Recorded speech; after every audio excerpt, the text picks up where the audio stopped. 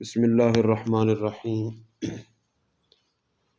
امیر المومنین سیدنا عمر فاروق رضی اللہ تعالیٰ عنہ فرماتے ہیں، ایک سفر کے دوران میں حضور پرنور صلی اللہ تعالیٰ علیہ وآلہ وسلم کی بارگاہ میں حاضر ہوا تو آپ صلی اللہ علیہ وآلہ وسلم نے ارشاد فرمایا کہ آج رات مجھ پر ایک سورت نازل ہوئی ہے جو مجھ پر ان تمام چیزوں سے زیادہ پیاری ہے جن پر سورج طلوع ہوتا ہے، یعنی دنیا و ما فیہا سے سب سے زیادہ محبوب وہ سورت ہے۔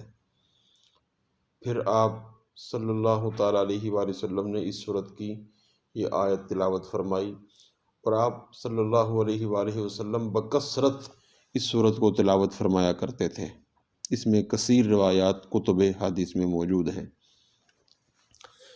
الدر النظیم فی خواص القرآن العظیم میں امام یافعی شافعی علیہ الرحمہ نے بہت سے عارفین اور اولیاء کرام سے اس سورت کے بہت سے خواص لکھے ہیں۔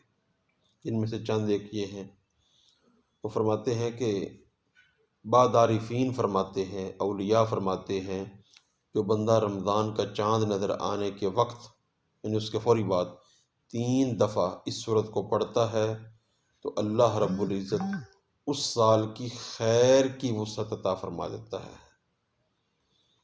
ایسے ہی فرماتے ہیں، جو شخص اس سورت کی آخری آیت یعنی محمد الرسول اللہ والذین معہ اشداء علی الکفار، یہ آخری آیت پڑھتا ہے تو وہ شخص مستجاب الدعوات بن جاتا ہے، تنگی سے باہر آ جاتا ہے۔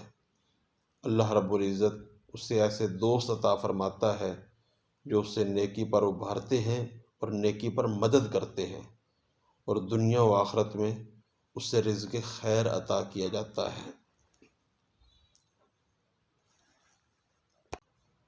آخری آیت سماعت فرمائیں۔ بسم اللہ الرحمن الرحیم۔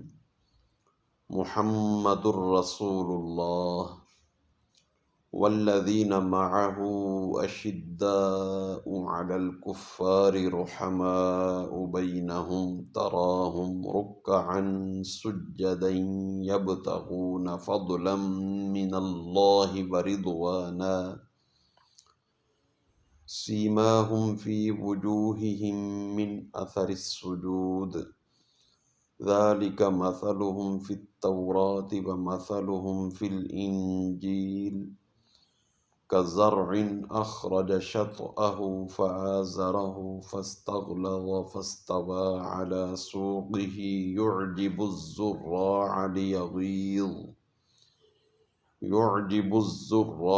ليغيظ بهم الكفار وعد الله الذين آمنوا وعملوا الصالحات منهم مغفرة وأجرا عظيما۔ صدق اللہ العظیم۔